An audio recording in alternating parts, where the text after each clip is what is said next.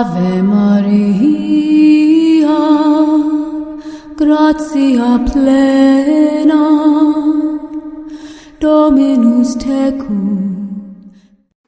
ஆண்டவர் இயேசு கிறிஸ்துவுக்கு மிகவும் பிரியமான சகோதர சகோதரிகளே, அன்னையினுடைய வணக்க மாதத்திலே நாம் இணைந்து பயணித்துக் கொண்டிருக்கிறோம். இன்றைய நாளிலே சிறப்பாக புனித ரோசா அன்னையை குறித்து சிந்திக்க இருக்கிறோம். நாம் அதிக முறையிலே கேள்விப்பட்டிருப்போம் ரோசா மிஸ்டிகா என்கின்ற அந்த ஒரு பெயரை. அந்த அன்னையை குறித்து சிந்திக்கக்கூடிய இந்த நேரத்திலே இந்த பெயர் அன்னைக்கு எவ்வாறு வழங்கப்பட்டது என்று பார்க்கும் பொழுது, அன்னையை குறித்த புகழ் மாலையிலே மறைபொருளான ரோஜாவே என்று நாம் அன்னையை புகழ்ந்து பாடுகிறோம். இதிலிருந்து அன்னைக்கு இந்த பெயரானது வழங்கப்படுகிறது.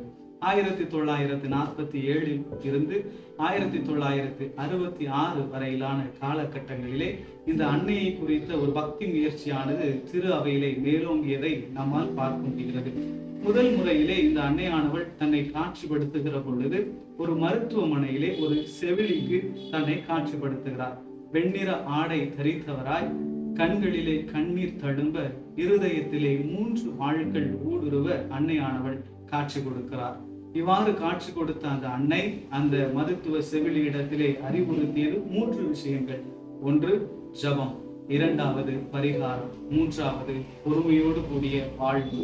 இந்த 3ஐயும் அன்னையானவள் அந்த மருத்துவ செவிலி தாய்க்கு சொல்லிக் கொடுப்பவராக இருக்கிறார். திருச்சபையிலே முதலிலே இந்த அன்னைக்கென ஆலயம் எழுப்பப்பட்டு இந்த அன்னையை வணங்கிய இடம் லூக்கா நகரிலே இருக்கக்கூடியதாக இருக்கிறது. மேலும் இந்த அன்னையினுடைய 2வது காட்சியிலே நாம் பார்க்கிறோம், வாள்களுக்கு பதிலாக அன்னை 3 ரோஜாக்களை தன்னுடைய நெஞ்சிலே தாங்கியவராக இருக்கிறார்.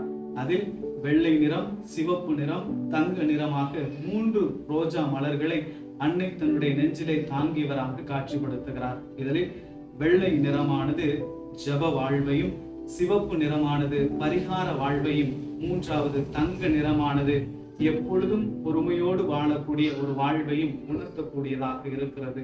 ஆக இந்த அன்னையை குறித்து சிந்திக்கக்கூடிய இந்த நாளிலே நாமும் இந்த 3 புண்ணியங்களையும் கை கொண்டவர்களாக வாழ்வதற்கு ஜபமும், பொறுமையும், பரிகார வாழ்வும் நம்மை இறைவனிடத்திலே கொண்டு செல்ல வேண்டும் என்று இந்த அன்னையின் பரிந்துரையை வேண்டியவர்களாக இந்த அன்னையின் வழியாக இறைவனிடத்திலே சென்றடைய தேவையான அருளை நிறைவாக பெற்றுக்கொள்வோம்.